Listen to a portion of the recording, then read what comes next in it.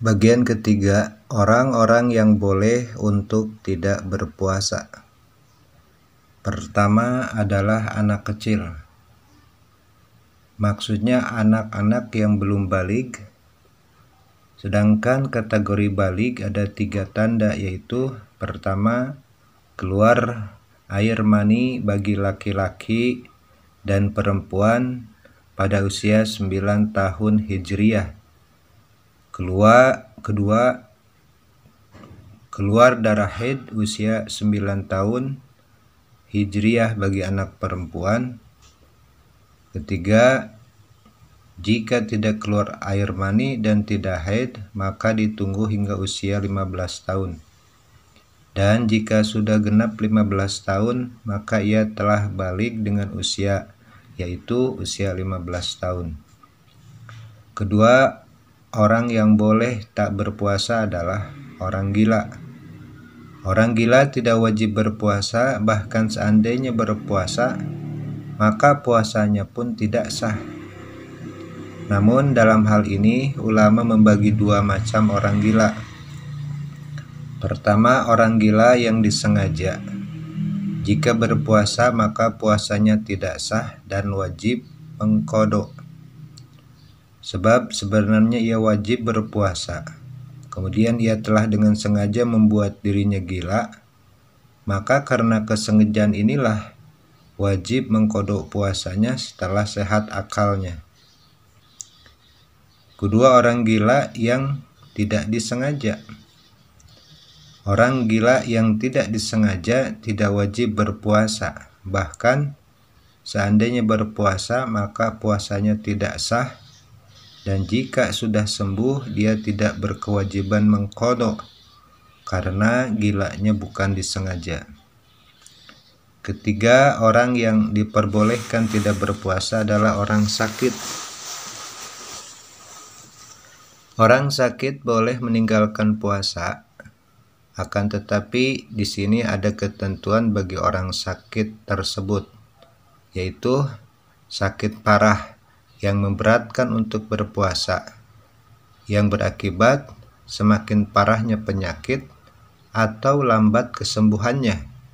Dan yang bisa menentukan ini adalah dokter muslim yang terpercaya dan berdasarkan pengalamannya sendiri. Sebuah catatan dalam hal ini tidak terbatas kepada orang sakit saja, akan tetapi siapapun yang sedang berpuasa lalu menemukan dirinya lemah dan tidak mampu untuk berpuasa dengan kondisi yang membahayakan terhadap dirinya, maka saat itu pun dia boleh membatalkan puasanya. Akan tetapi ia hanya boleh makan dan minum seperlunya. Kemudian wajib menahan diri dari makan dan minum seperti layaknya orang berpuasa. Akan tetapi ini khusus untuk orang seperti ini, yaitu orang yang bukan orang sakit tadi. Yang keempat adalah orang tua. Orang tua atau lanjut usia yang berat untuk melakukan puasa diperkenankan untuk meninggalkan puasa. Kelima, musafir atau orang yang berpergian. Semua orang yang berpergian boleh meninggalkan puasa dengan ketentuan sebagai berikut. Pertama, tempat yang dituju dari tempat tinggalnya tidak kurang dari 84 km. Dua, di pagi atau saat subuh hari ia ingin tidak berpuasa, ia harus sudah berada di perjalanan dan keluar dari wilayah tempat tinggalnya, minimal batas kecamatan. Misal, seseorang tinggal di Cirebon, ingin pergi ke Semarang. Jarak antara Cirebon ke Semarang adalah 200 km, tidak kurang dari 84 km. Ia meninggalkan Cirebon jam 2 malam atau Sabtu dini hari. Subuh hari itu adalah jam 4 pagi. Pada jam 4 pagi saat subuh ia sudah keluar dari Cirebon dan masuk Brebes. Maka di pagi hari Sabtunya ia boleh ia sudah boleh meninggalkan puasa. Berbeda jika berangkatnya ke Semarang setelah waktu subuh. Sabtu pagi setelah masuk waktu subuh masih di Cirebon, maka di pagi hari ia tidak boleh meninggalkan puasa karena sudah masuk subuh. Ia masih ada di rumah. Tetapi ia boleh meninggalkan puasa di hari Ahadnya karena di subuh hari Ahad ia berada di luar wilayahnya. Catatan: seorang dalam berpergian akan dihukumi mukim atau bukan musafir jika ia niat tinggal di suatu tempat lebih dari 4 hari. Misal, orang yang pergi ke Semarang tersebut, dalam contoh saat di Tegal ia sudah boleh berbuka, dan setelah sampai di Semarang juga tetap boleh berbuka, asalkan ia tidak bermaksud tinggal di Semarang lebih dari 4 hari. Dan jika ia berniat tinggal di Semarang lebih dari 4 hari, maka semenjak ia sampai Semarang, ia sudah disebut mukim dan tidak boleh meninggalkan puasa, dan juga tidak boleh mengqashar sholat. Untuk dihukumi mukim, tidak harus menunggu 4 hari, seperti kesalahpahaman yang terjadi pada sebagian orang.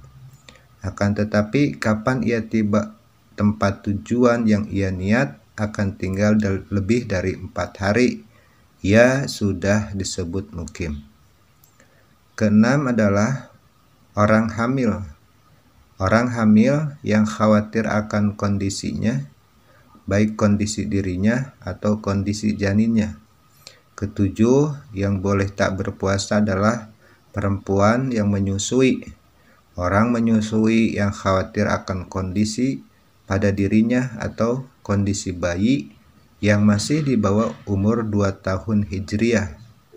Bayi di sini tidak harus bayinya sendiri, akan tetapi bisa juga bayi orang lain.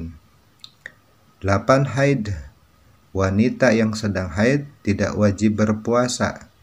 Bahkan jika berpuasa, puasanya pun tidak sah, bahkan haram hukumnya. 9. Nifas. Wanita yang sedang nifas tidak wajib berpuasa. Bahkan jika berpuasa, puasanya pun tidak sah, bahkan haram hukumnya.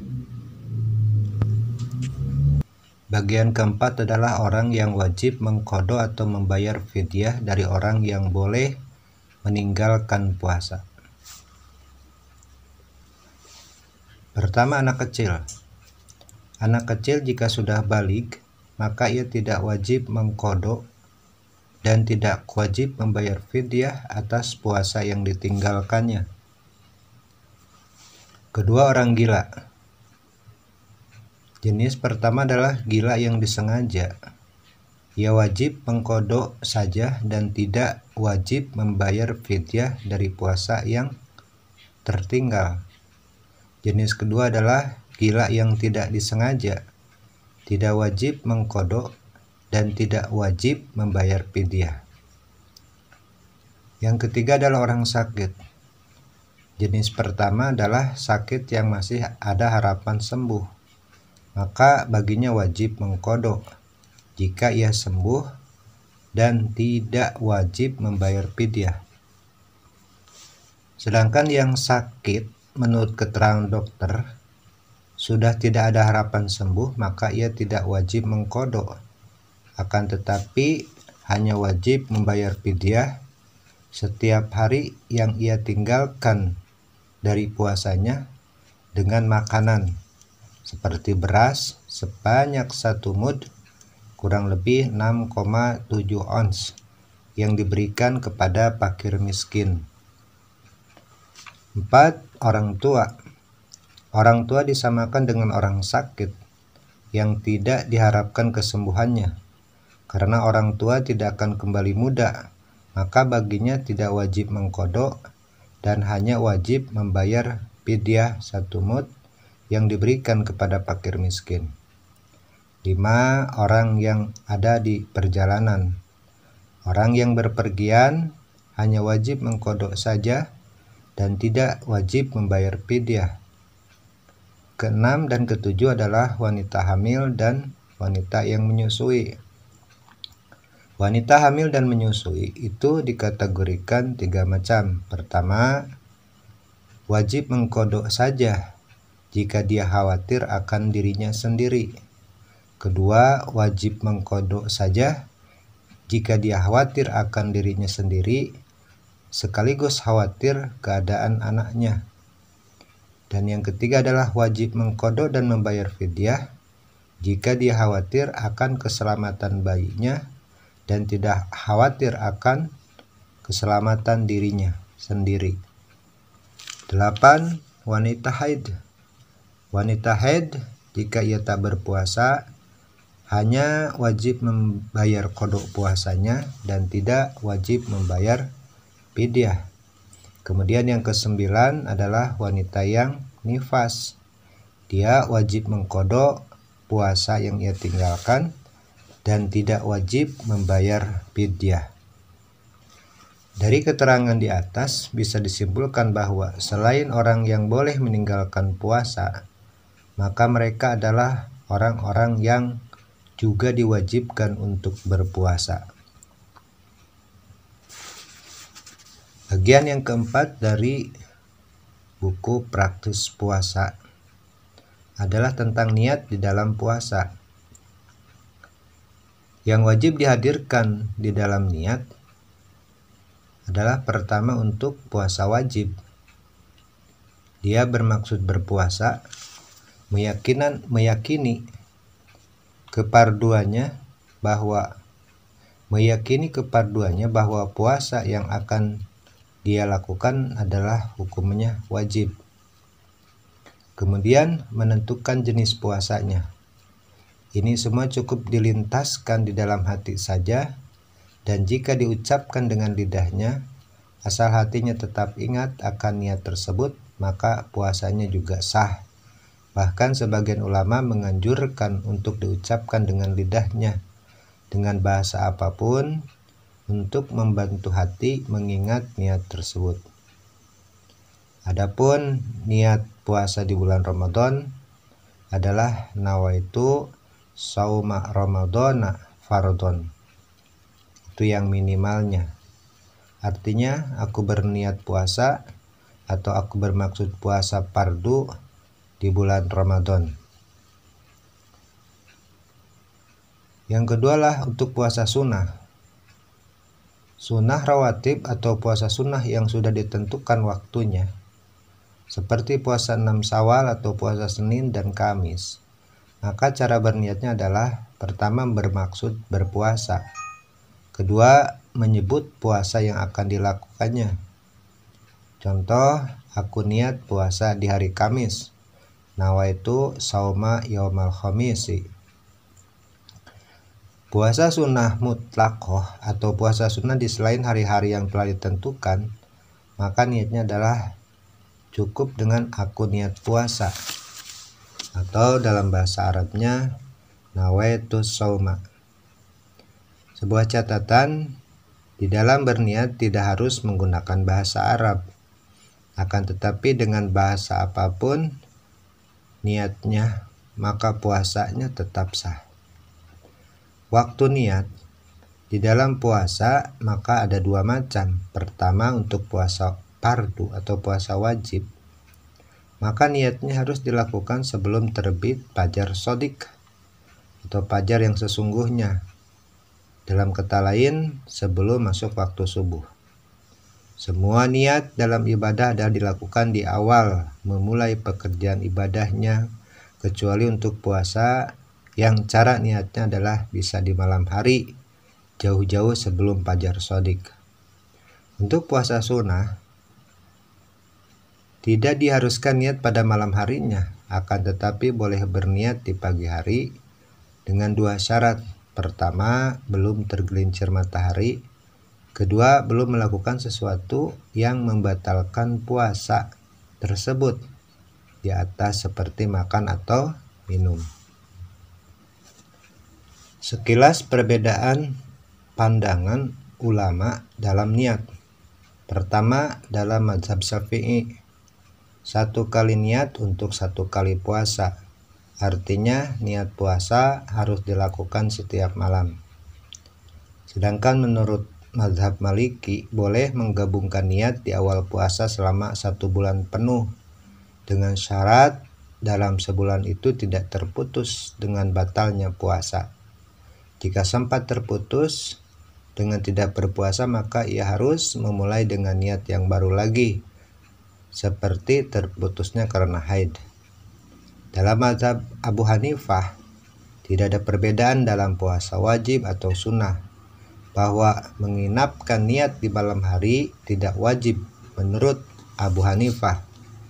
Jika berniat setelah terbit matahari tetap sah, asalkan matahari belum tergelincir, artinya belum masuk waktu zuhur, dan belum melakukan hal-hal yang membatalkan puasa.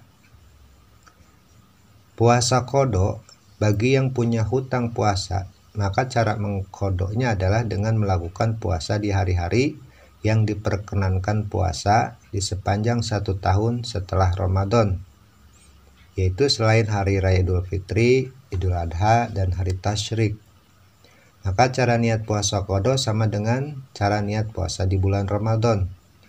Adapun menambahkan kalimat qadha itu tidak harus, akan tetapi sekedar dianjurkan. Jika mengqadha puasa Ramadan bertepatan dengan hari-hari yang disunahkan puasa, maka cukup niat puasa qadha yang wajib saja tanpa harus dibarengi dengan niat puasa sunnahnya, dan orang tersebut sudah mendapatkan pahala puasa wajib dan puasa sunnah sekaligus biarpun tanpa diniatkan puasa sunnah. Wallahu a'lam bishawab.